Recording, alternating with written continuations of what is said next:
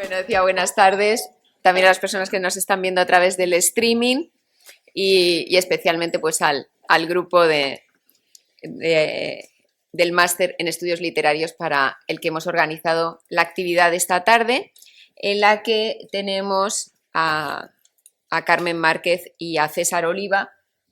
Son dos grandísimos especialistas en teatro español hispanoamericano, así que no necesitan presentación, pero sí es cierto que, puesto que esta mañana hemos estado hablando de la Academia de Artes Escénicas en las jornadas de investigación teatral, bueno, pues podemos aprovechar un poquito para que veáis a través del currículum que estáis viendo en pantalla qué es esto de la Academia de Artes Escénicas. Os hemos dejado también algunas de las revistas y publicaciones que realizan en la Academia y os remito a esa página para que podáis completar pues esas brevísimas pinceladas que yo voy a dar en torno a estos dos grandes especialistas.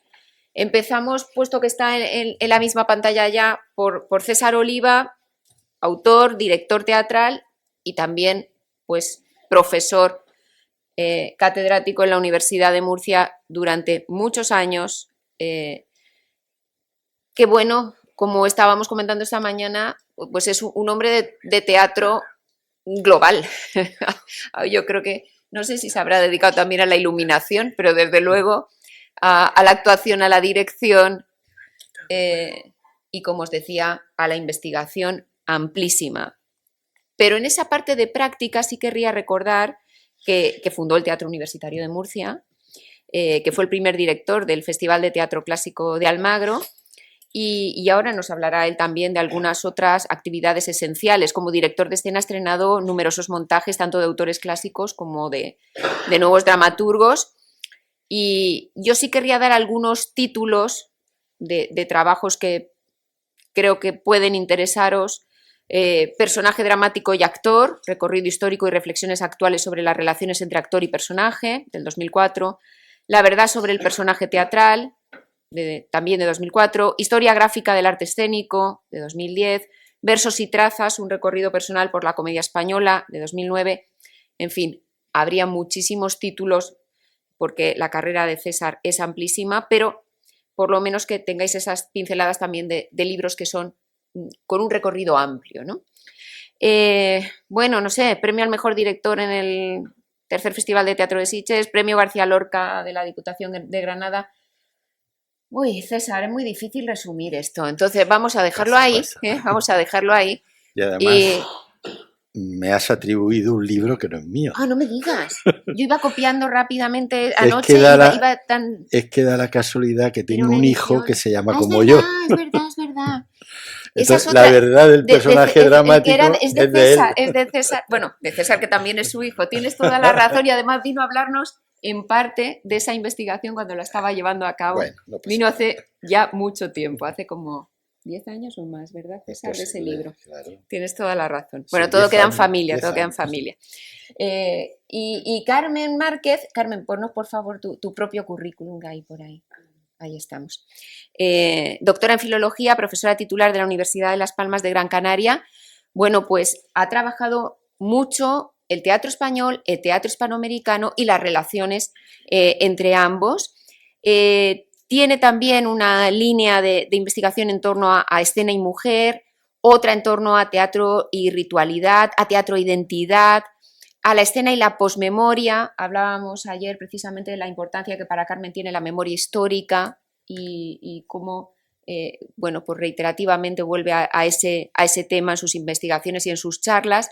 Es una gran especialista en Galdós y en concreto en el teatro de Galdós también. También es que es difícil, Carmen.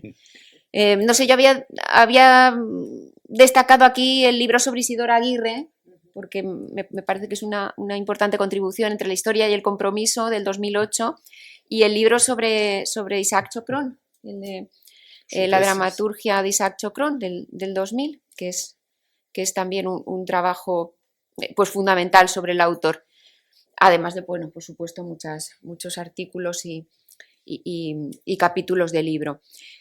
Ha sido miembro del equipo de organización del Festival del Sur, Encuentro Teatral Tres Continentes, ha dirigido el proyecto de investigación Teatro en Canarias Siglo XX, colabora en la colección Escritores del Cono Sur.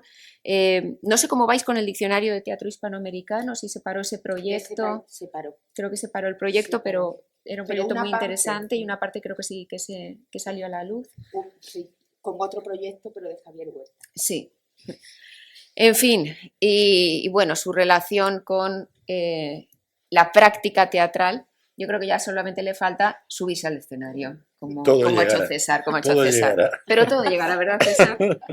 Así que bueno, queríamos que nos hablaran del teatro español, del teatro hispanoamericano, que plantearan un poco esas relaciones, esos trasvases y pensando un poco también en bueno, cuáles pueden ser vuestros intereses en la asignatura de teatro y cine, pues hemos pensado que quizá podríamos empezar por el principio, ¿no? Que Carmen nos cuente un poco cómo empiezan esas relaciones a través del teatro entre España y América desde el momento mismo del encuentro de culturas. Y a partir de ahí, pues ya seguimos dialogando. Bueno, buenas tardes, muchísimas gracias, Beatriz. Es un placer estar aquí y sobre todo estar aquí con dos maestros delante, con una gran amiga como es Beatriz Aracil y con dos maestros como es José Carlos Rovira y por supuesto César Oliva, que es mi faro, siempre lo digo, ¿no? Así que, bueno, muchas gracias. Y a ustedes, desde luego. Como ha dicho Beatriz, voy a hacer un recorrido muy rápido, a vuelo de pájaro, a vuelo de pájaro. Desde que llegan los españoles, obviamente, tiene que ser muy a vuelo de pájaro, porque efectivamente el género que se instala, el género que llevan los españoles a América, el primero que se instala en América es el teatro, y se instala por una cuestión, bueno, pues de interés, porque lo utilizan para transmitir la doctrina cristiana. Y desde el momento en que llega, se establecen cruces porque ese teatro que llevan los misioneros se mistura inmediatamente en los mismos espacios de representación con los atavíos, con las danzas y las canciones de las diversas poblaciones a las que llegan, que además también inmediatamente aprenden las lenguas de tal manera que las utilizan. Fíjense si realmente la mistura, esa mezcla fue enorme, que en 1554 ya se prohíbe el teatro misionero porque realmente se olvidan de la función primera, que era transmitir la doctrina cristiana. En fin, entonces nace mestizo y nace entre cruzamiento desde ese primer momento, nace un teatro mestizo y quizás el ejemplo más claro que tenemos es el huehuense o baile del macho ratón. Ya es un texto del 17, principios del siglo XVIII, que es completamente mestizo. Bueno, llegan compañías desde los primeros momentos de la llegada de los españoles a América. En el siglo XVI sabemos que tenemos datos de la compañía de Lorenzo Rivera que llega en 1567 y que hace representaciones sobre todo en Lima, y después comienzan a llegar compañías a México. Hay ejemplos de esa ida y vuelta del teatro ya en esos momentos. Por ejemplo, Juan Ruiz de Alarcón es un dramaturgo mexicano que hace toda su carrera en España. O, por ejemplo, Fernán González de Lava es un dramaturgo español de Toledo que hace toda su carrera en América. No estrena, no hace nada en Madrid, es decir, que esa ida y vuelta. Y eso va a permanecer a lo largo del tiempo con compañías que van, hablábamos antes con César, en los barcos. Es verdad que el teatro en las naves se tuvo muchísimo más cultivo entre los portugueses, por una razón muy sencilla, y es porque la travesía era muchísimo más larga, porque hacían otro recorrido que era muchísimo más largo que el que se hacía en España, el que salía de Cádiz, paraba en Canarias e iba hacia el sur. El que iba desde Galicia era más largo y ahí sí que tenemos más ejemplos del teatro en los barcos, que se hacían representaciones en los barcos, por supuesto, ¿no? Acaba de salir hace unos meses un libro que es El Teatro Donao, un libro de un portugués que habla sobre esa cuestión, como digo, que en los portugueses fue mucho más rica que entre nosotros. Siempre hubo idas y vueltas compañías, como digo, desde el siglo XVI, que traían actores americanos y a la inversa. No tantos, pero sí que hay, desde luego. Pero donde se produjo esa interrelación entre la escena española e hispanoamericana, más importante fue en el siglo XIX. La primera gran relación fue en el siglo XIX. Los barcos en ese momento se cargaron de compañías, sobre todo, cuando hay un gran empresario que contrata a las grandes compañías españolas del momento, que son las de María Guerrero, la de Margarita Sirgu, la de Carmen Coveña, etcétera, las contrata para ir a América. Pero ya con anterioridad hay otros ejemplos, por ejemplo, la narradora y dramaturga Gertrudis Gómez de Avellaneda hace toda su carrera en Madrid. Es una mujer que estrena, que logra estrenar, algo que es muy difícil, ¿no? O, por ejemplo, Felipe Sassone, el escritor, dramaturgo y periodista peruano que también hizo toda su carrera en España. Hay incluso una actriz extraordinaria, Lola Membrives, que es una argentina, porque nace en Argentina, hija de españoles, que ella está continuamente, hace su carrera a ambos lados del Atlántico. Debuta en el Teatro Apolo de Madrid en 1904, cuando realmente el grueso de su carrera luego la va a hacer allí. Pero como digo, es Faustino da Rosa, que es un portugués afincado en Buenos Aires, el que lleva a todas estas compañías que les he mencionado, ¿no? Y eso hace que contraten cuando necesiten actores americanos y también que algunos vengan y que actores españoles se queden allí por razones muy, muy diversas. Y eso también va a propiciar un trasvase entre los creadores y los repertorios. De este cruce de las compañías españolas, sobre todo de las que hacen zarzuela, nace un género híbrido que es el que conocemos como el zarzuelismo criollo, que lo que hacen es utilizar una zarzuela, el esquema de la zarzuela española, y lo que hacen es implantar ahí los tipos porteños. José González Castillo dice, y os cito: el chulo era el original graciosísimo de nuestro compadrito porteño, la chulapa nuestra taquera de barrio, el pelma sablista de los madriles nuestro vulgar pechador callejero, las brevenas nuestras milongas, las broncas nuestros bochinches. Hacen un traslado y nace la zarzuela criolla en Argentina. En este caso hay otra serie de géneros híbridos, ¿no? Hay, como digo, no tantos como quizás quisiéramos, pero sí que hay entre creadores que van, creadores que vienen, un continuo intercambio. Hay otro momento, y ya me voy a parar de este principio de siglo, sobre todo de la primera mitad del siglo XX, hay sobre todo una ida de los españoles, pero aquí me voy a quedar porque ahora va a hablarnos de los años 20 César Oliva, antes de detenernos en los españoles que después de la Guerra Civil fueron allí y qué pasó con ellos, y volvieron, no volvieron, qué sucedió con ellos. Bueno, como hay bastante escrito y publicado sobre esto, yo me voy a centrar, además de insistir en lo que ha dicho Carmen de la lógica, el lógico intercambio entre compañías americanas que venían aquí y españolas que iban allí, siempre hemos tenido la idea que lo normal es que fueran las españolas a Sudamérica. Ha citado algunas, María Guerrero, eran famosas las giras de María Guerrero, que entraban a lo mejor por Buenos Aires, por ejemplo, y iban para arriba o al revés. Llegaban a México y bajaban. Yo no me lo puedo imaginar, pero debió ser terrible, ¿no? Los viajes en barco que tardaban tantos.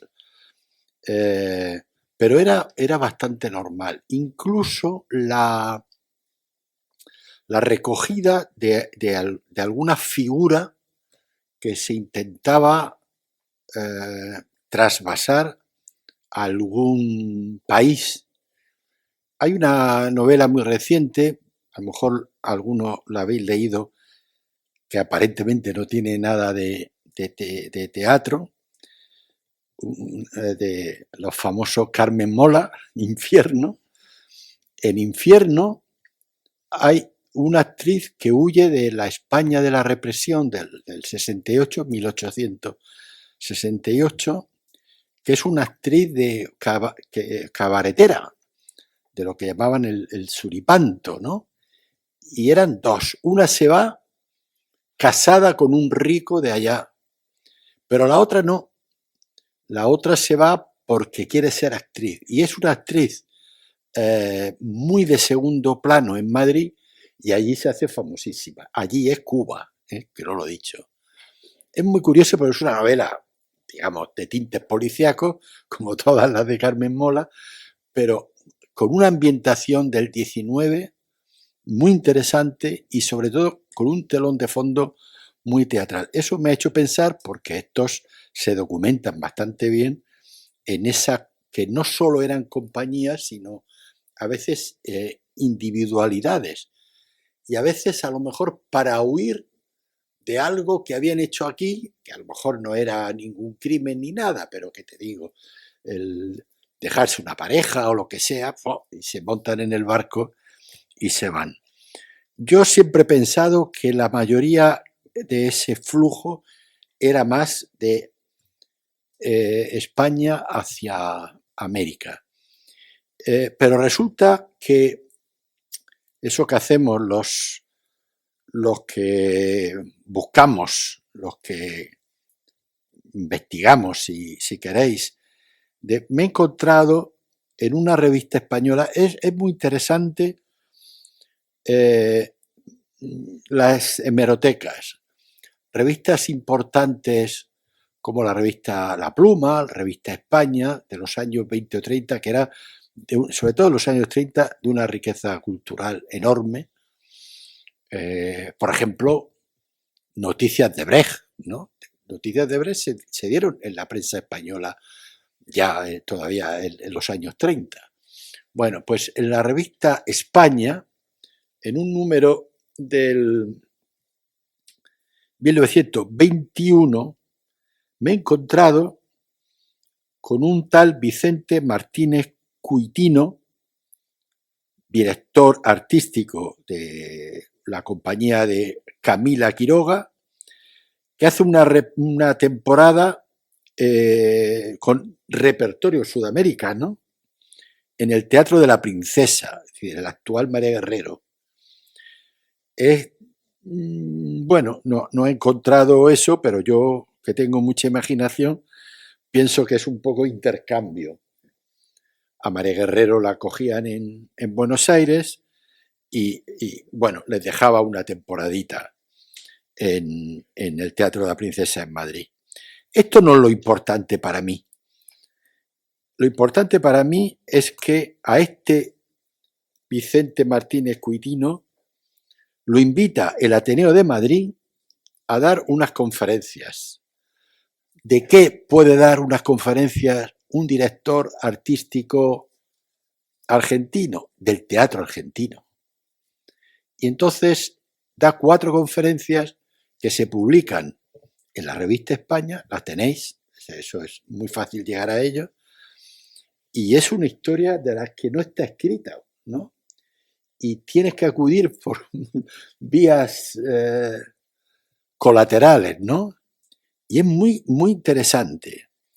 Y bueno, estoy hablando desde un plano filológico, es decir, saber qué decía una personalidad de la práctica escénica de la literatura dramática argentina, y por otro lado desde el plano sociológico, de cómo una compañía argentina sí venía aquí.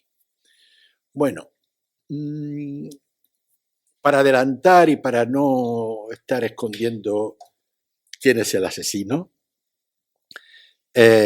mi teoría es que ha tenido siempre más éxito el teatro español en Latinoamérica que el teatro Latinoamérica en España.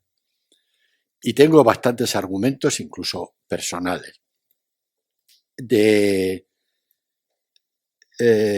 cuando dirigí el Festival de Almagro, al que ha aludido Beatriz, yo me encontré con un problema que cuando lo cuento nadie se lo quiere creer, y es que era un teatro clásico, Festival Internacional de Teatro Clásico, pero en España no se hacía teatro clásico. Ahora que se hace tanto, gracias a que hay una compañía nacional de teatro clásico, pero también hay muchas privadas que hacen teatro clásico, Corsario, Noviembre, bueno, un montón, no se hacía. Entonces, mi problema era, primero, convencer a alguien de los nombres para que hagan una obra para el Festival de Almagro, que se les pagaba el montaje, bueno, que no es que era mucho, pero que les merecía la pena. Esa era mi principal. Segundo, que las compañías, las únicas que hacían algo de teatro clásico, eran compañías de serie B. Ahí no había ni un Marsillac, ni un José Luis Alonso, ni un Alberto González Vergel que hicieran teatro clásico. Y como yo tenía una cierta relación con una institución de teatro latinoamericano que se llamaba el CELCI, Centro Latinoamericano de Creación e Investigación Teatral. ¿no es? El CELCI, que lo dirigía, lo presidía una señora muy rica de Caracas, pero lo dirigía un español que emigró a América, bueno, emigró, Luis Molina, era actor de la compañía María Guerrero, bueno, de la nueva María Guerrero, no de la, o sea, del Teatro Nacional María Guerrero, y se fueron a hacer una gira por América y se quedó. Eso es bastante normal, ¿eh? El que están allí y se quedan. Hasta Tábano, el famoso teatro independiente, que hacía giras por... se quedaban. Algunos, Andrés Cienfuegos se quedó y otros. Bueno, pues yo ya hablaba de vez en cuando con Luis Molina y al contarle el problema dice, no te preocupes, que aquí se hace bastante teatro clásico. Entonces me puso en contacto con compañías, por ejemplo, con La Candelaria, que te decía. La Candelaria lo dirigía Santiago García, que además de un excelente director, era un gran escritor. La Candelaria, bueno, me dio varios nombres y todos pasaron, porque costaba los pasajes, pero cachés y todo eran bastante inferiores. Con lo cual ellos estaban encantados y bueno, y gracias al CELCI, pues pudimos ver bastante teatro clásico, pero hecho en América Latina. Bueno, corto aquí, pero podéis imaginaros que buscaba también en el este, en países del este, que se hacía a veces más teatro clásico español. Por ejemplo, Una vida de sueño en Bulgaria, encontré un Tenorio en Polonia, etcétera, ¿no? Y por supuesto Francia siempre ha hecho teatro. Si veis el repertorio, la programación de esos años, os llamará la atención ver tanto teatro extranjero y además sin sobretítulos, que no digo ver La vida de sueño en búlgaro, lo que era eso.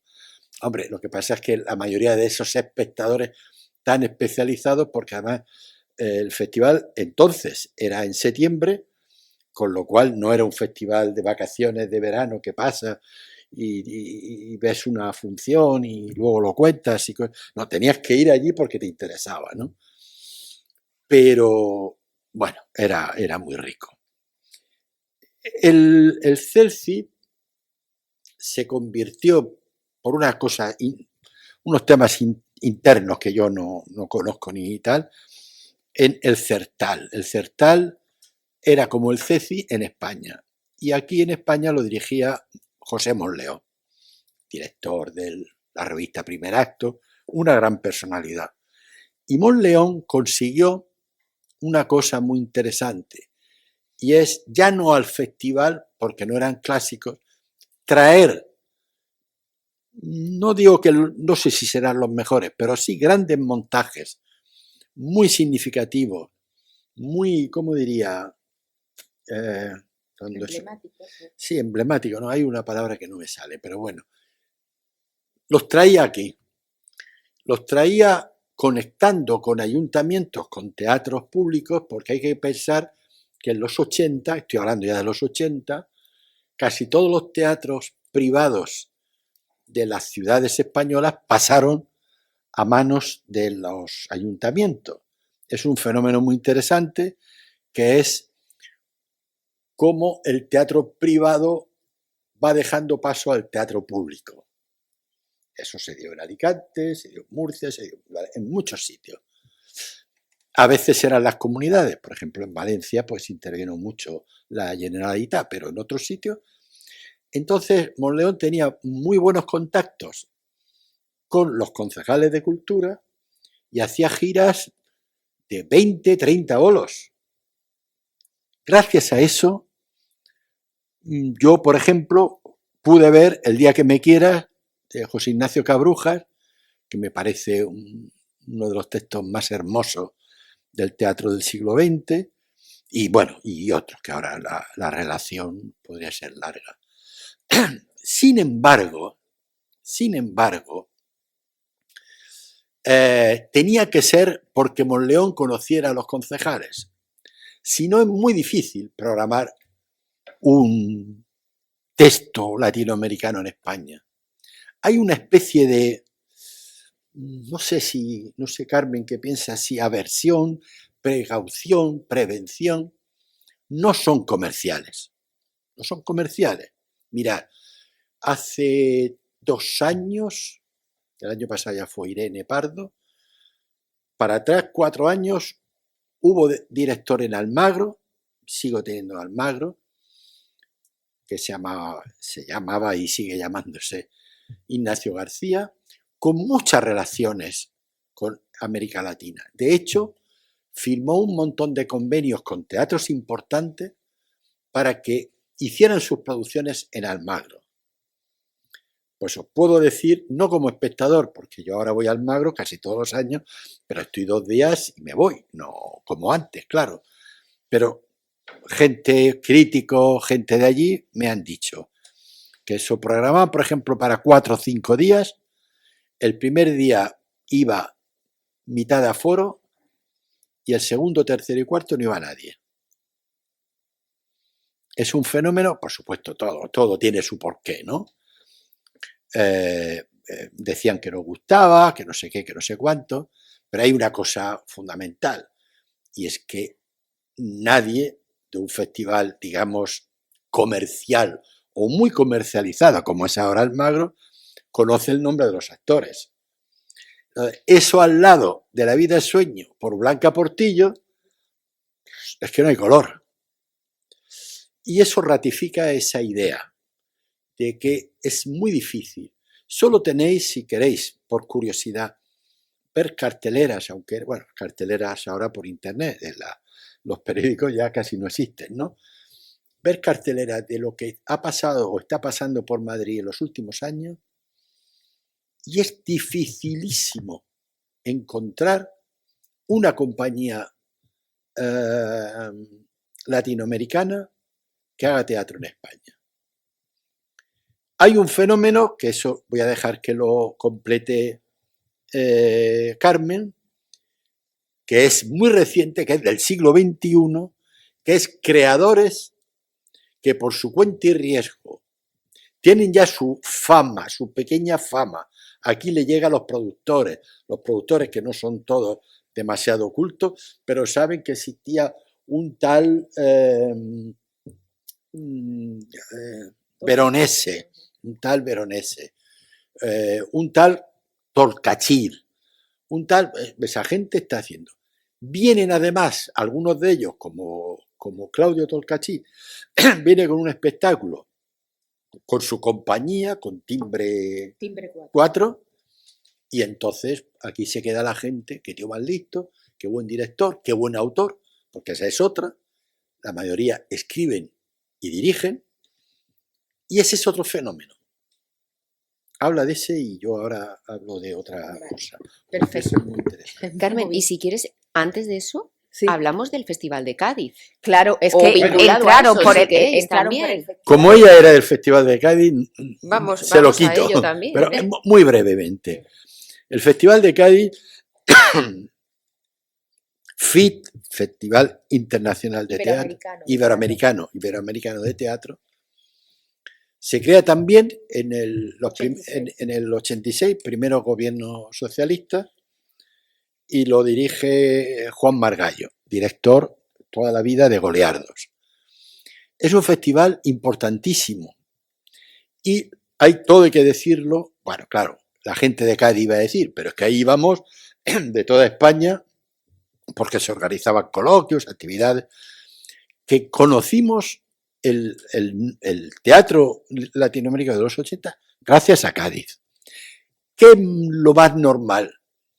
Una vez que te gastas en que la compañía cruce el Atlántico y tenga asegurado el billete de vuelta, cosa que en tiempo de María Guerrero no lo tenía, y pues lo normal es que hicieran unas pequeñas giras por esas que estoy diciendo del Certal. Era dificilísimo, por no decir que imposible.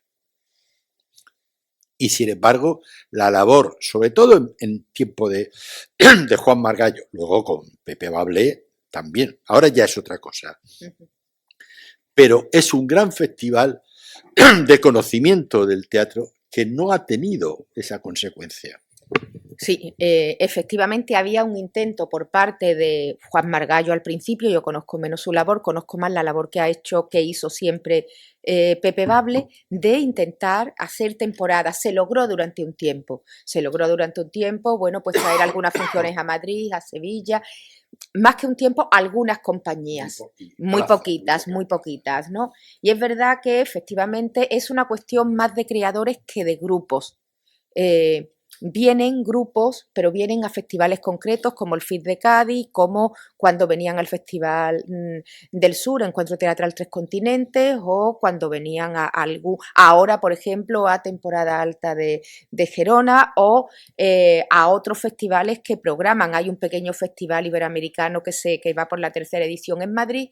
Ahí sí que vienen, pero siempre ha habido, como digo, una relación de creadores, desde, bueno, y de creadores que iban a América. No vamos a hablar del Teatro del Exilio Español porque, bueno, Manolo Aznar es el que más sabe de eso, pero bueno, aquí ha habido muchísimos que hicieron una labor extraordinaria en América, ¿no? Santiago Tañón y bueno, y tantos otros, y que luego vinieron, ¿no? Pero hay un fenómeno que sí, que llegaron muchos creadores que venían de las dictaduras, de los procesos dictatoriales. Antes incluso hubo gente como Alfredo Alcón, Norma Aleandro, por ejemplo, que vinieron en los años 50 y en los 60, y luego vinieron muchísimos en los años 70, Joe Rigoli, que fue un famosísimo, ¿no?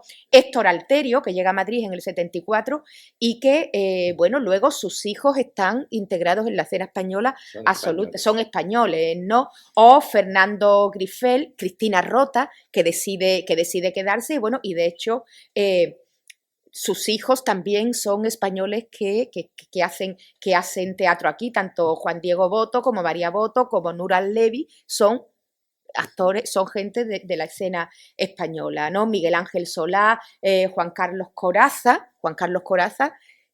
por mencionar también otros creadores, no solamente, bueno, pues actores, sino también otros creadores. No siempre, como digo, son personas, pero como digo, estos vinieron huyendo, pero el proceso diferente, que es en el que me ha dicho César que hable y en el que me quiero detener, son esos que llegan a través del FIT de Cádiz, el Festival Iberoamericano de Teatro de Cádiz, u otros festivales, pero principalmente el Festival Iberoamericano de Teatro de Cádiz. El grueso de los creadores que ahora mismo están instalados en España o que van y vuelven de la escena de América a la escena española, yo voy a hablar de 3 de ellos al final, han entrado el 90% por el Festival Iberoamericano de Teatro de Cádiz. han venido con sus espectáculos una vez, 2 veces, han sido vistos por productores, vistos por compañías y se han creado lazos entre ellos y han decidido venirse. Es un proceso del siglo XXI. Entonces, que han llegado, pero porque una serie de maestros también hicieron un camino con anterioridad. Por ejemplo, hay que hablar de José Sánchez Sinisterra, que es un fenómeno muy curioso, que dio muchísimos talleres en América, mientras que hay otro dramaturgo, también un gran maestro de dramaturgos americano, que dio muchos talleres en España, como es Marco Antonio de la Parra. Entonces, gentes así fueron creando ya una serie de lazos. Y eso, bueno, pues ha propiciado que hayan llegado y, bueno, pues muchísimos creadores de diversos países y que estén en la escena española. Tenemos muchísimos argentinos, pero bueno, pues no solamente actores, sino bueno, pues el productor Pablo Silva, por ejemplo, ¿no? Que es un hombre que está haciendo una labor extraordinaria. O Enrique Vargas, por ejemplo. ¿Cuánto tiempo lleva Enrique Vargas en Barcelona con el Teatro de los Sentidos? El gran maestro del Teatro de los Sentidos, que entró por Cádiz, por el FIT de Cádiz, con una obra emblemática que es El hilo de Ariadna. Y que bueno, que ahora vive en Barcelona y que está haciendo teatro en Barcelona. Pero realmente, bueno, pues lo interesante es que hay una serie de creadores que ahora van y vuelven de la escena española a la americana. Yo voy a hablaros ahora de un caso, primero, después de darle la palabra a César, que es el de Calderón, por ejemplo.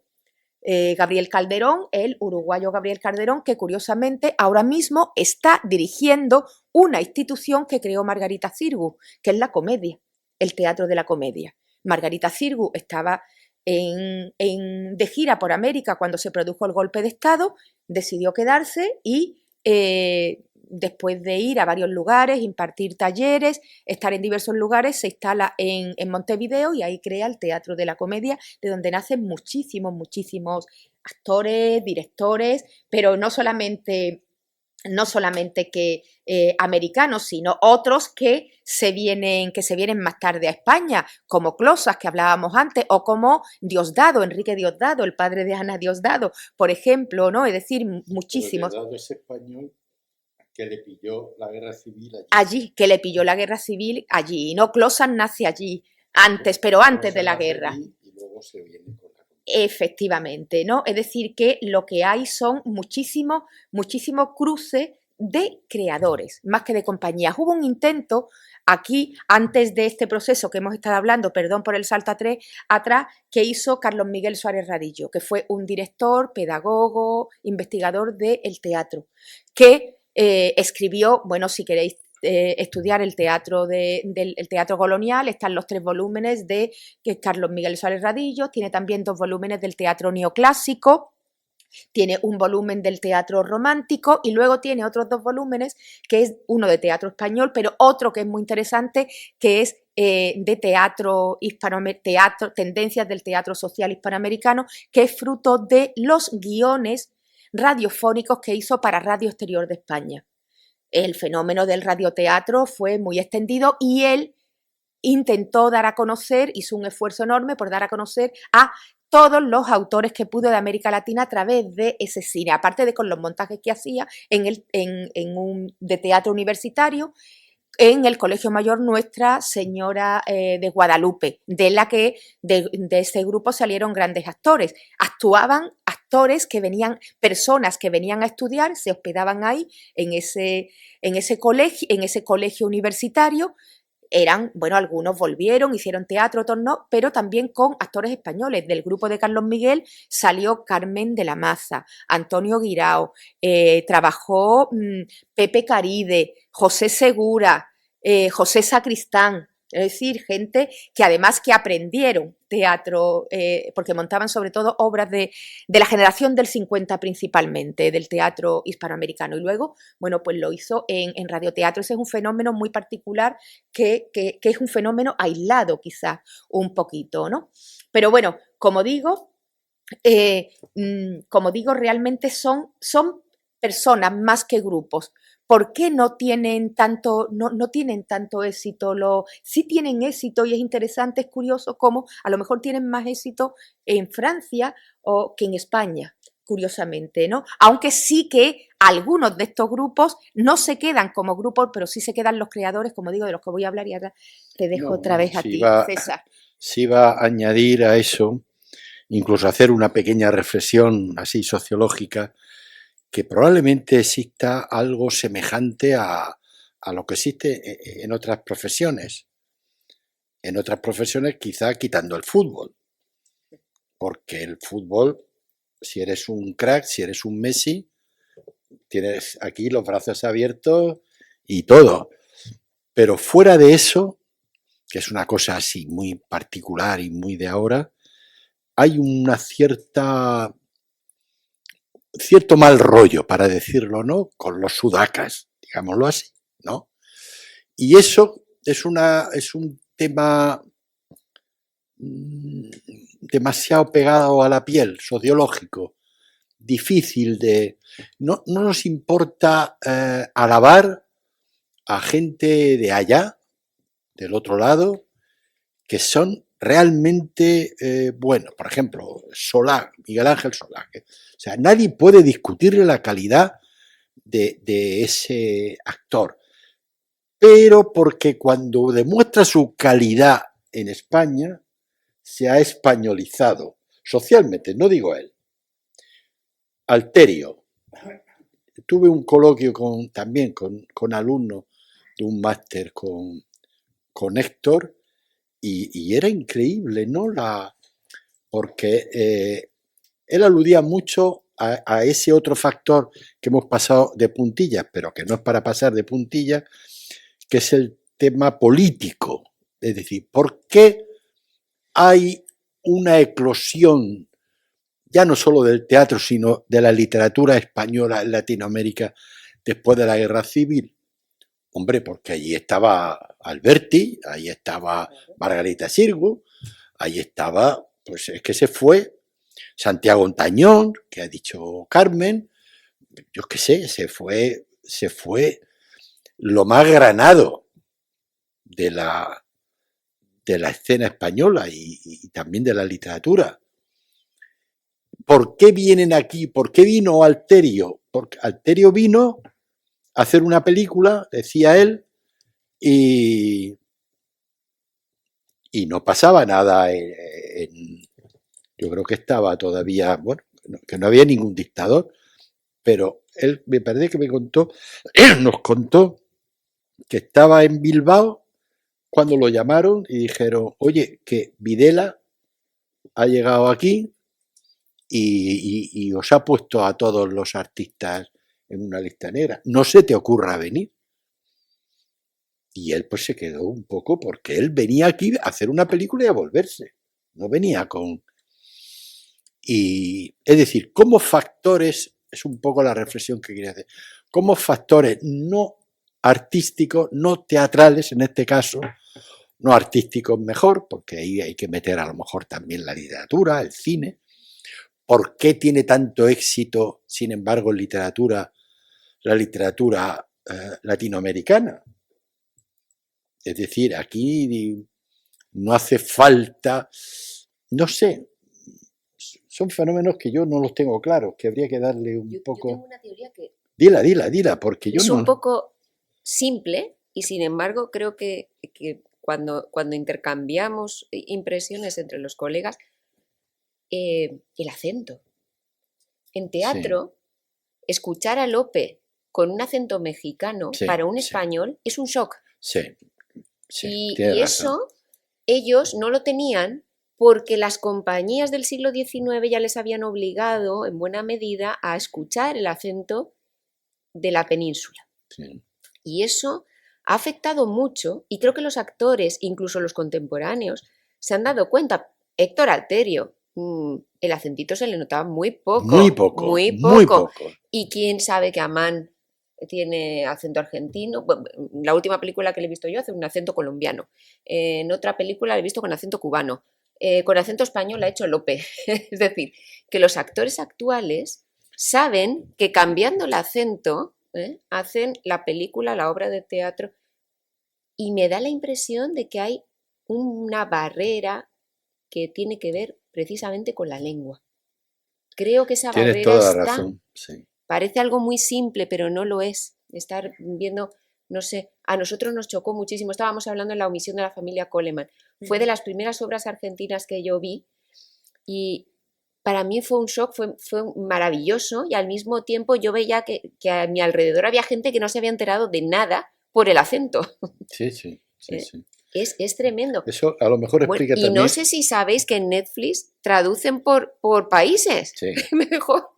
Claro, yo pensaba, digo, no, traducen al español. No, traducen al español de México, al español de España. Sí, sí. Y traducen películas mexicanas a nuestro español, lo cual me deja cao. Sí, sí, sí.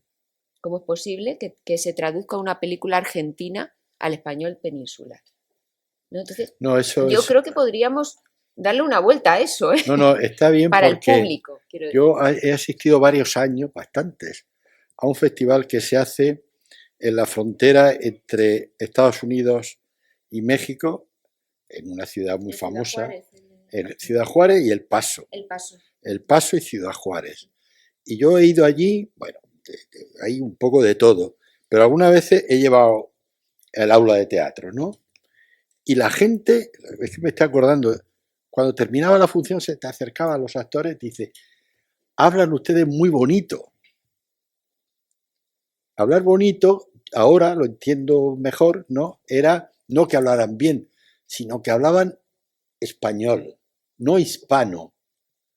Que allí es muy difícil a veces. Hay un montón de anécdotas sobre lo hispano y lo español. Es muy difícil que allí... Entonces, es verdad, y además refuerza mi teoría del fútbol, que como no hablan,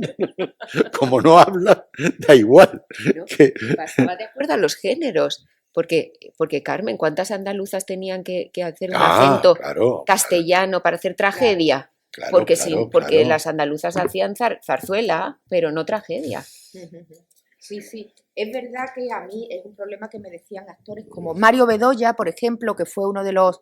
Él y Monina, que vinieron y se instalaron en España en los años 80, y entonces Mario se quejaba, de decir, yo soy capaz de hacer un acento castellano, gallego, el que me pidan porque soy actor y soy capaz de cambiar mi acento. Dice, pero no hay manera, dice, me dan ganas de cuando voy a tomar copas usar el castellano, pero no quiero y tal, a lo mejor, ¿no? Pero bueno, yo creo que poco a poco cada vez hay más compañías y más creadores aquí y más proyectos conjuntos. Eso es extraordinario, eso es fruto del siglo XXI y eso es fruto del conocimiento. Y es fruto también de que estamos por la calle oyendo hablar muchos acentos del español y nuestro oído se acostumbra afortunadamente.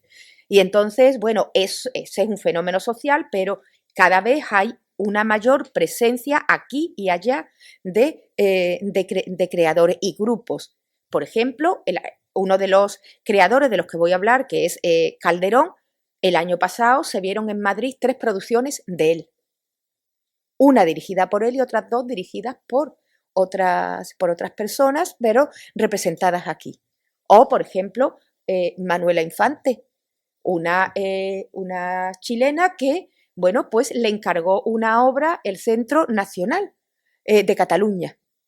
Bueno, pues cada vez, pero como digo, es un fenómeno del siglo XXI, que no vienen por las cuestiones políticas por las que llegaron muchísimos de los creadores de los años 70, que vinieron, bueno, igual que llegaron los españoles después del 39 a América, huyendo de la dictadura, bueno, pues el fenómeno inverso. Y otras personas han llegado, quería poner un ejemplo muy emblemático, Julia Gómez Cora.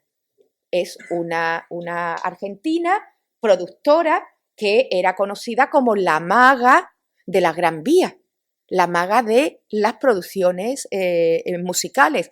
Ella fue la que realmente reconvirtió y empezó a producir todos los musicales en la Gran Vía, en esos teatros. que la Gran Vía no era la Gran Vía hasta hace relativamente poco. La Gran Vía de los musicales. Efectivamente, la Gran Vía de las musicales no tenía nada que ver, se empezaron a emular y es un fenómeno relativamente reciente y es esta mujer, Julia Gómez Cora, que ahora mismo ya no dejó y se ha dedicado a otros negocios, ¿vale? A otros negocios, pero era conocida como la maga de los musicales, realmente hizo una labor extraordinaria, ¿no? Entonces, bueno, pues nos estamos, afortunadamente, bueno, yo creo, yo lo echaba de menos, quizás porque soy hispanoamericanista, nosotros tenemos que mirarnos en el espejo de América y porque su teatro es realmente extraordinario y entonces que vengan creadores, bueno, pues nos enriquece, igual que ha sido a la inversa. No sé si queréis, les voy a hablar ahora mismo de un creador y después le doy la palabra. No, después le damos la palabra. Danos ejemplos, danos algunos ejemplos. Sí, un ejemplo, os voy a dar un ejemplo. Este es un ejemplo de un creador que llega en los años 90 entra en España no por el Festival Iberoamericano de Teatro de Cádiz, sino que viene acompañando a Mabel Manzotti, una de las grandes actrices argentinas, llega a Güemes, al Festival del Sur, Encuentro Teatral Tres Continentes. Se llama Yayo Cáceres y es un actor, un músico, un director. Y bueno, pues comienza a trabajar con... vuelve con su compañía, lo ve Santiago Sánchez, el director de Long Imprevis, y lo contrata para su espectáculo Imprevis. Trabaja con Imprevis como músico, improvisando, y luego hace diversas funciones de las obras de teatro que monta Long Imprevis. ¿Qué sucede? Que se encuentra con Tato Álvarez y bueno, y crean Rolala. Hay un grupo que monta los clásicos del siglo de oro español y ahora han creado otros grupos como lo monta Rolala con ese sentido del humor, con ese gracejo. Bueno, pues es fruto del encuentro de un español como es Tato Álvarez con un correntino, una persona de Corriente. Si podemos le pongo ahora una canción de él que él dice, yo soy de allá con L. Soy correntino, llámame correntino. Bueno, pues se encuentra y bueno, pues y montan Rolala, que es esa maravillosa compañía. Aquí está uno de los montajes con los que obtienen el más, que es Cervantina. Son, desde luego, muchísimas los montajes que han hecho, escritos por Tato Álvarez y dirigidos por Yayo Cáceres. Es un número realmente extraordinario con muchísimos premios y que están recreando, haciendo una nueva versión de los clásicos. Del clásico, aquí tenemos Juan Rana, ¿no? Eso, como toman ese actor, ese personaje, ¿no? Bien, y además crean otra compañía, Yayo Cáceres y Tato Álvarez, con una productora, con Emilia Yagüe, y crean Hay Teatro. Hay Teatro, con la que ya han dirigido diversos montajes. Este es el que está girando ahora mismo, ¿vale? Que yo no lo he visto todavía, pero que está girando. Vive Molière es maravilloso, es divertidísimo. Malvivir, con Malvivir obtuvieron varios premios Thalía, la mejor representación, es decir, mejor composición musical, etc. Bueno, pues ese encuentro entre estos dos grandes creadores, bueno, pues ha generado dos grupos realmente extraordinarios y obviamente de manera paralela, ¿no? a la representación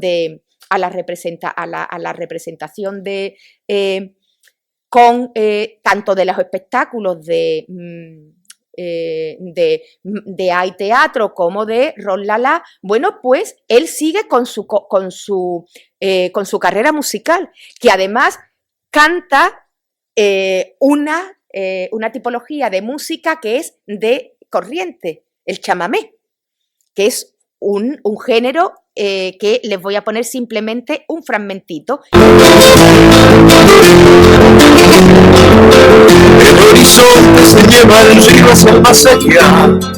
El mate amargo fundó las rondas para conversar. Me duele tanto no oír la ley si vos me hablas. Me da vergüenza sentir veneno de Yarará.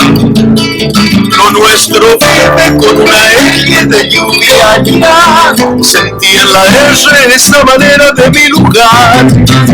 La madrugada habló el idioma de recordar que solo somos lo que heredamos en el hablar. Soy de allá, chamamé correntino, zapucay, guaraní a tu lado. Nuestro acento no antes desterrado, que en tu oye hay un pueblo olvidado. Bien, aquí lo dejo, no me resistí a ponerlo por lo que hemos estado mencionando de los acentos, ¿vale? Así que esto es lo que afortunadamente sucede, esta mistura, ¿no?, entre creadores de ambos lados del Atlántico. Simplemente este es otro ejemplo, bueno, Gabriel Calderón, y que, bueno, pues que ya digo, es del que os mencionaba que el año pasado hubo en la escena de Madrid 3 montajes, o el de una creadora que también ella vive allí. Yayo Cáceres se ha instalado en España, Gabriel Calderón va y viene, Manuela Infante pues viene menos, va más. Por ejemplo, a Italia le encargaron la inauguración de la Bienal de Venecia, por ejemplo, una chica jovencísima, y bueno, pues el año pasado vimos en España 2 obras de ella. 2 grandes montajes. Es una creadora realmente muy joven, pero muy brillante, que ahora todo el mundo quiere montar obras de determinados autores, igual que muchos quieren que Tolcachir les dirija sus obras. Ya compañías productoras privadas españolas están queriendo que que monte, y se ha instalado también aquí. Ricardo Darín es un actor que va y que viene, y así podríamos mencionar una gran nómina. Como digo, esto se ha producido en el siglo XXI y se ha producido en la escena, y no es otra cosa que un reflejo de la sociedad. Un reflejo de la sociedad, tal y como está ahora mismo la sociedad española. Bueno, pues la escena es vocera de la sociedad, es el mismo acontecer, y ya afortunadamente sí que a mí me gusta muchísimo oír el verso de Lope con acento mexicano, con acento colombiano, con acento chileno. Me parece realmente extraordinario, a mí personalmente, y así ya las personas a las que les resultaba un poco chocante ya se van acostumbrando, del mismo modo que nos encontramos pues en la tienda de la esquina de mi casa, en el bar donde me voy a tomar un café, o pues no sé, en cualquier lugar, o un compañero de clase, un compañero docente con acentos diferentes del español. Y esto está sucediendo en la escena, creo. Bueno, yo como tenemos por razones de viajes el tiempo muy limitado, sí me gustaría que cualquiera de las sugerencias que os ha dado lo que ha dicho Carmen o he dicho yo, si tenéis alguna pregunta, si no, rollo tenemos, ¿eh? O sea que...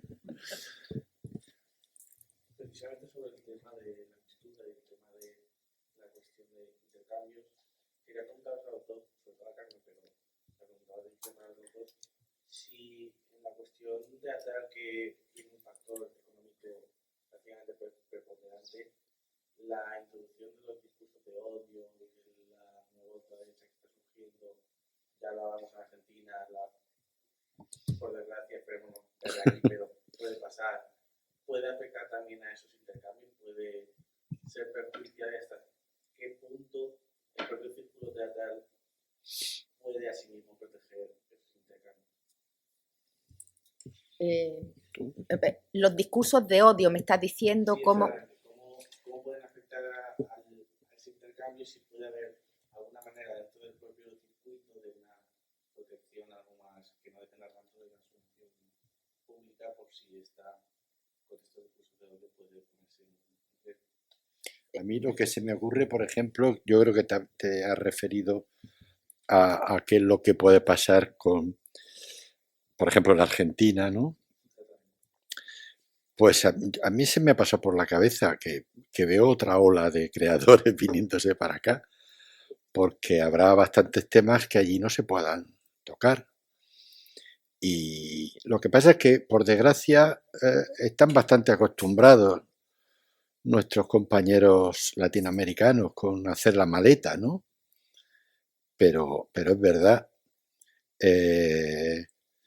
Hombre, mi esperanza ya de muchos años de estar en esto es que por mucho que se empeñen, aquí va a costar cortar con eso, ¿no?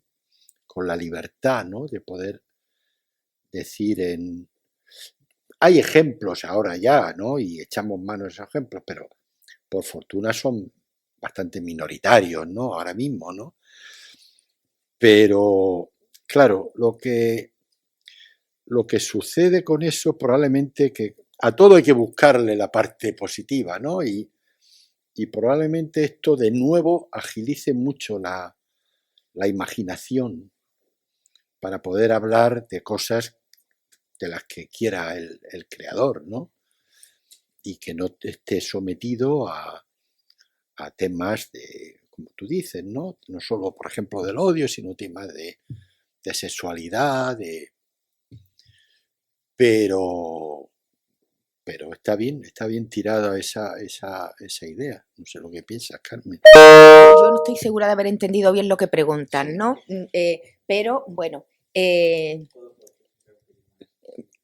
es que no sé muy bien, porque, por ejemplo, bueno, la situación de Argentina, ¿no? La situación desafortunadamente que hay, pues la gente que pueda y por supervivencia, pues algunos no se quieren ir porque dicen no me voy de mi país por ningún motivo, otros sí por supervivencia, ¿no? Desafortunadamente vendrán aquí o irán a donde sea. Es un fenómeno que desafortunadamente los países de América, como ha dicho César, están demasiado habituados, ¿no? Y se ha producido un trasvase y un encuentro a veces entre creadores, desafortunadamente por motivos bastante perniciosos, ¿no? Que hubiera sido estupendo que hubiera sido por otros motivos, pero bueno, así es la vida, ¿no?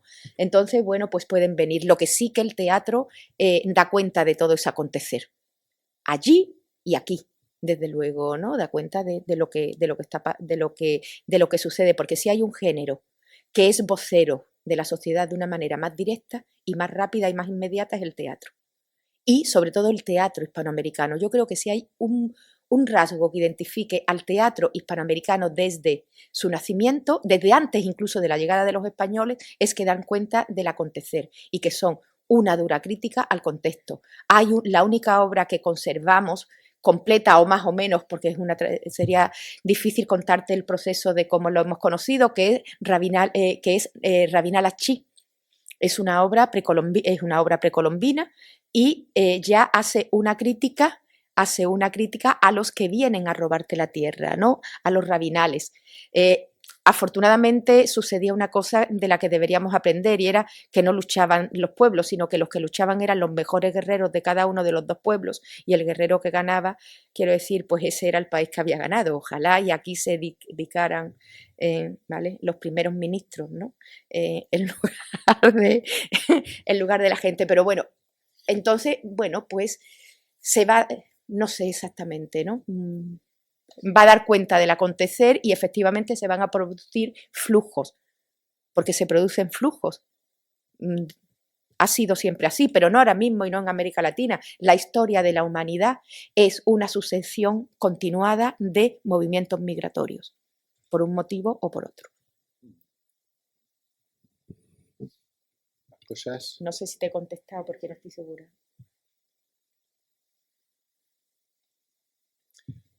Hay un tema, ya que no decís nada, hay un tema que antes, creo que ha sido por una intervención de Beatriz, me ha revoloteado, que es cómo cambia entre el teatro y la novela, por ejemplo, la poesía, el tema de arraigarse o no arraigarse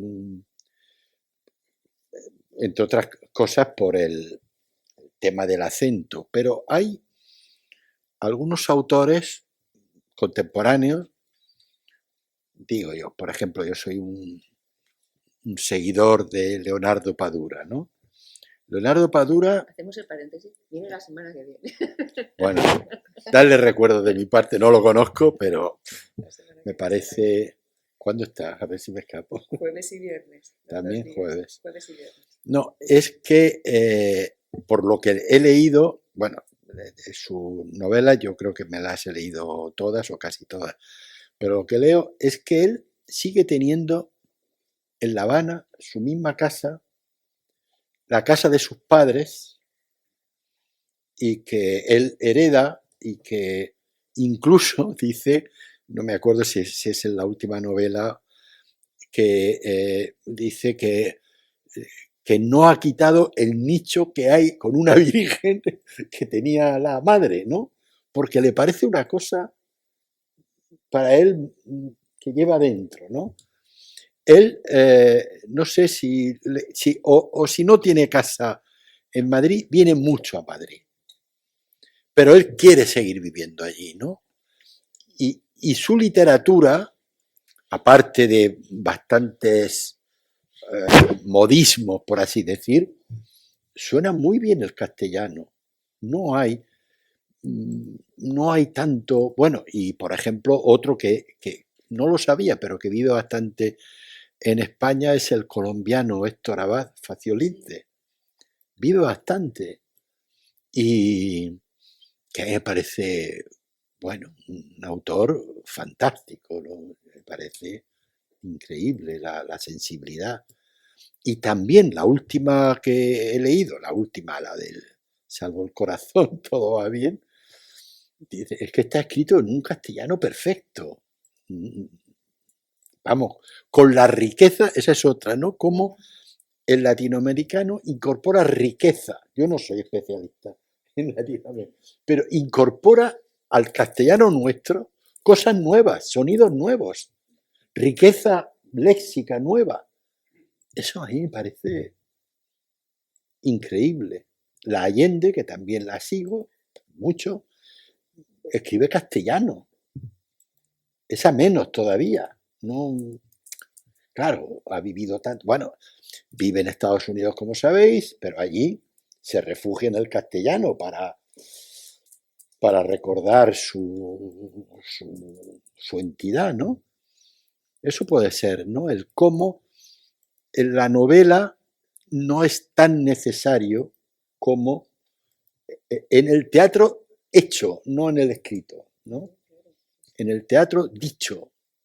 Que hay una obra de un autor argentino teatral, Eduardo Robner, que bueno, ha tenido muchísimo éxito. Yo lo conocí, se murió hace muy poco. Muchísimo éxito en todo el mundo, incluido Nueva York, pero en España casi no se ha hecho. Él venía mucho a España, ya digo que yo tuve amistad, incluso lo monté, una obra que tuvo bastante éxito, pero es que es difícil. Yo he hablado mucho con él. Oye, es que es dificilísimo y tal, y él lo sabía.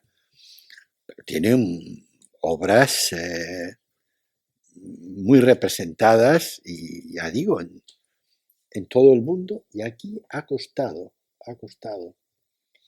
Y, por ejemplo, él, que es de origen judío, hay muchísimos autores argentinos, ¿sabéis?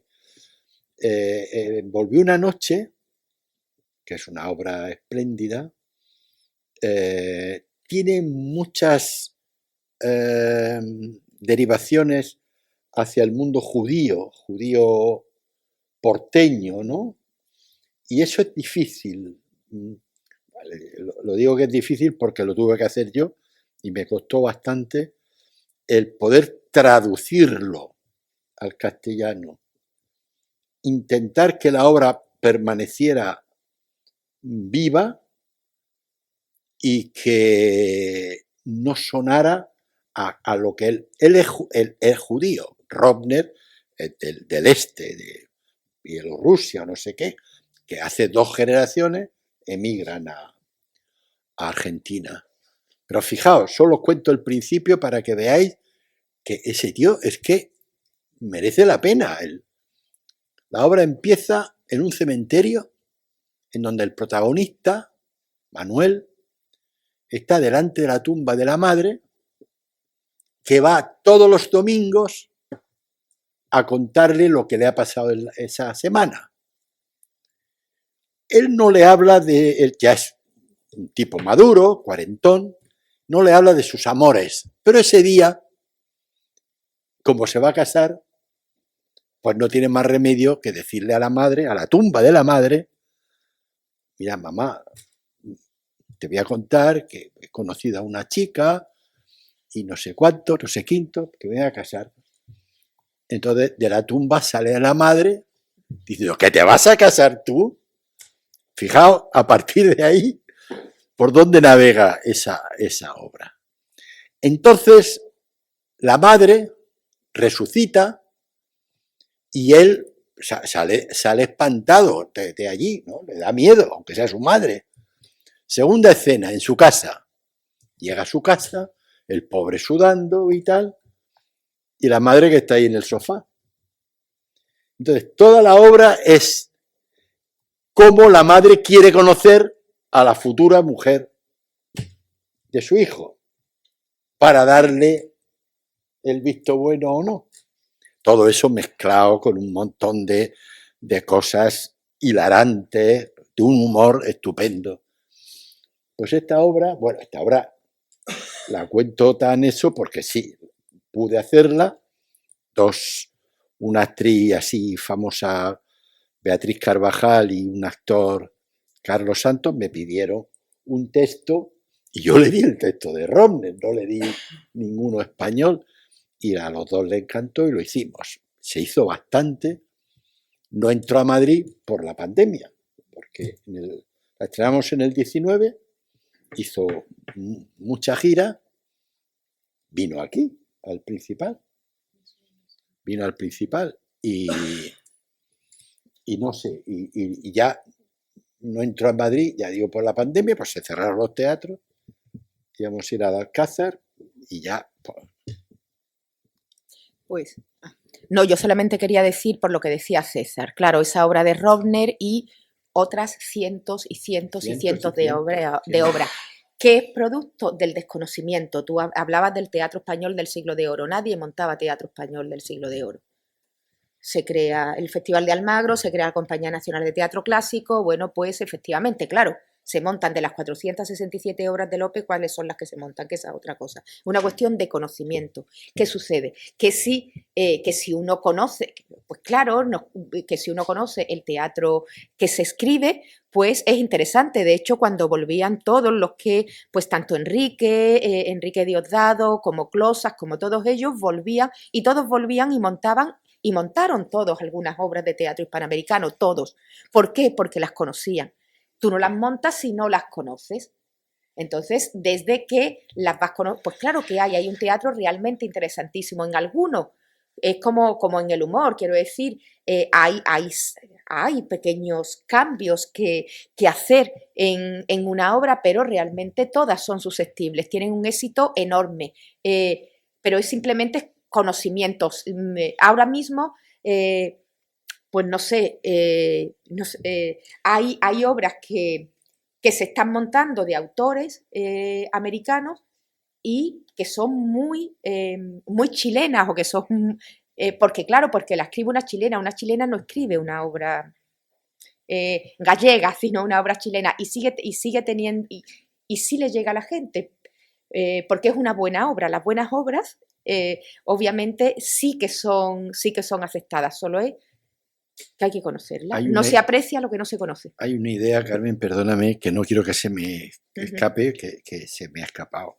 La iba a decir antes, y sobre todo para la gente joven que lo oiga. Estaba hablando de la novela, estaba hablando de Padura, estaba hablando de la chilena esta maravillosa, la Trabuco, con una novela limpia, no sé si la conocéis, la no. Es una maravilla. Pero, ¿cuál es la diferencia fundamental entre el teatro y el resto de géneros literarios? Que el resto de géneros literarios lo escribes en tu casa, tú solo, y ya está. Solo necesitas un editor, y a veces ni el editor. Te da lo mismo. El teatro no. El teatro es una industria. el teatro es una industria, de manera, lo digo por todo esto, ¿por qué no se montan obras latinoamericanas? Porque los productores suman, restan, dividen y entonces dice, esto se puede hacer. Y cuando es una obra que no saben, bueno, en general nunca sabes, el teatro es muy voluble. Cuando tú montas una obra no sabes si vas a hacer 10 funciones o 100 o una. Pero cada vez se afina más. Cada vez hay más gente que no es del arte, pero que se mete allí, que consultan y entonces miden, por supuesto, el nombre de los actores, el nombre de las cabeceras de cartel. Eso lo miden. El nombre de la duración de la obra.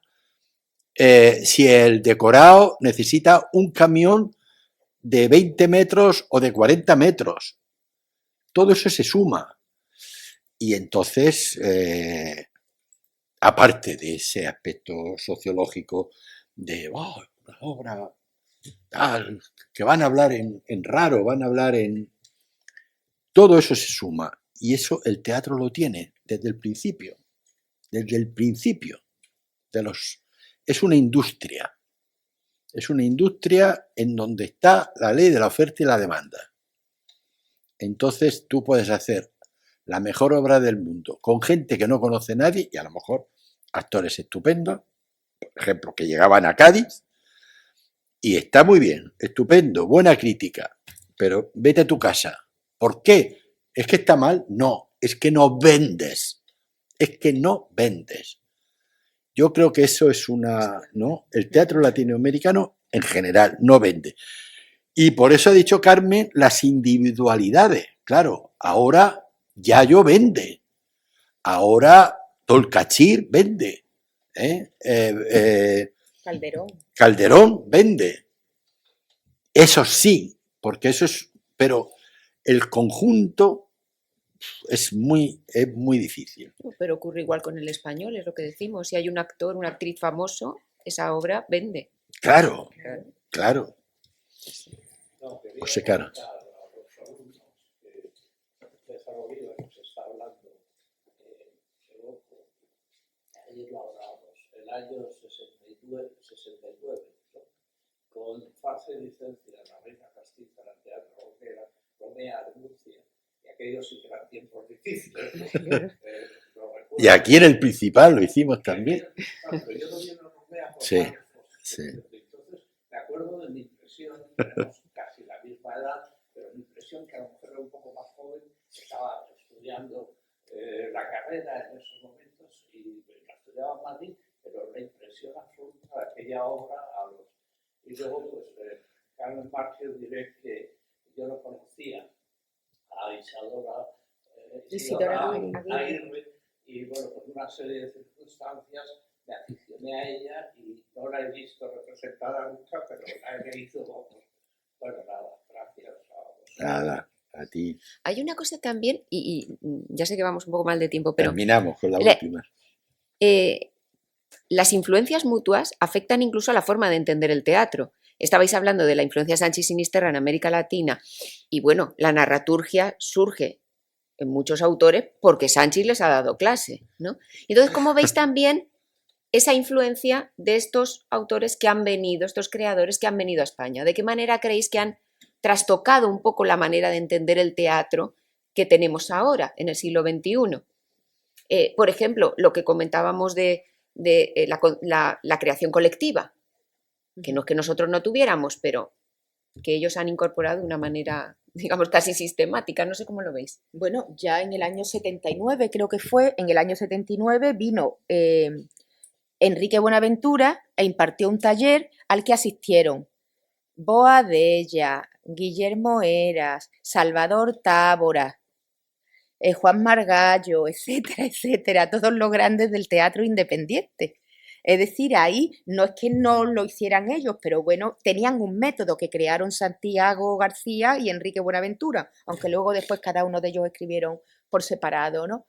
Y claro que sí, Y le preguntas a Juan Margallo, le preguntas a Fermín Cabal, a Guillermo, a los que iban a esos primeros festivales de América y aprendieron una nueva forma. Claro que hay una retroalimentación al proceso concreto de en qué nos ha cambiado ahora mismo a nosotros. Yo ahora mismo no sabría decirte, Beatriz, no sabría decirte cómo. Lo que comentas es importantísimo, ¿no? La influencia en los grupos independientes. Bueno, eso fue muy, muy, muy importante. Date cuenta que nos olvidamos que el primer grupo de teatro independiente nace en 1930 en Argentina, que es Teatro del Pueblo, que todavía existe, trascendido, pero bueno, aprendimos mucho del teatro independiente, aprendieron, ¿no? Te lo dicen ellos. No sé, César, si con respecto a eso tiene seguro más que añadir que yo, pero yo lo hablé mucho con Guillermo Heras, que como saben es un gran conocedor del teatro de América y él... Que también ha hecho muchos talleres y que ha impartido muchísimos talleres en América. Bueno, desafortunadamente... Murió haciendo un taller. Efectivamente, murió estando en Argentina trabajando, ¿no? Desafortunadamente. Entonces, y él decía, un grupo, por ejemplo, hablaba con un grupo español fundamental, La Zaranda, Compañía Inestable de Ninguna Parte, y hablaba con Eusebio Calonge, el dramaturgo, el que escribe las obras y el que hace las escenografías y demás. Y entonces él me hablaba del aprendizaje de La Zaranda, sobre todo en los años 90, en esas giras que hacían por América. Lo que aprendieron en América de la manera de hacer, del modo de trabajar de las compañías americanas y de esa implicación con la sociedad que tienen las compañías americanas, las grandes compañías, como sabemos, tanto la Candelaria como la Patogallina, ¿no? Una más joven, o como los Yuyascani de Perú, por mencionar algunos grupos. Ese acompañamiento que hacen a la sociedad que en España no existe, pero que algo sí que aprenden, ¿no? Ya digo, Eusebio Calonge me hablaba que para él, sobre todo en el nuevo milenio también, pero principalmente las primeras giras que hicieron durante toda la década del 90 fueron de un enorme aprendizaje, que se trajeron mucho. La influencia que ha dejado el teatro de oprimido, que no es del ámbito hispano, pero sí que es brasileño, ¿no? Aquí han hablado esta mañana del teatro de oprimido, ha dejado un fuerte influjo, ha influenciado a muchísimos, ¿no? En fin, son algunos. En la ritualidad, por ejemplo. Viendo algunas de los trabajos de esos grupos, pues yo conozco un grupo canario que el elemento lúdico lo aprendió de un grupo chileno que se llamó La Tropa, que ya no existe, ¿no? Y hay ejemplos concretos que uno puede rastrear, después no, pero hay algunos que sí. Bueno, muchas gracias. Pues muchísimas gracias, Carmen César, un lujo teneros.